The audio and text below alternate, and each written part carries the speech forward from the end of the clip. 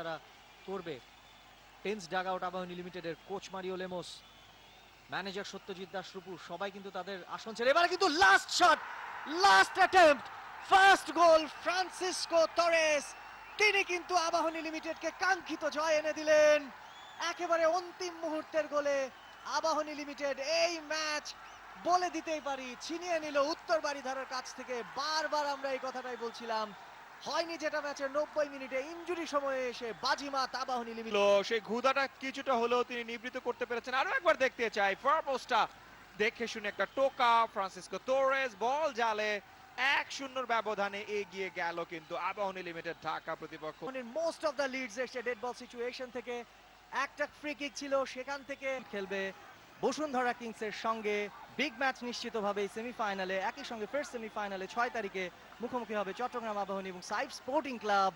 Disappointed উত্তর বারিধারা। দারুণ একটা ম্যাচ উপভোগ করলাম। নির্ধারিত 90 মিনিট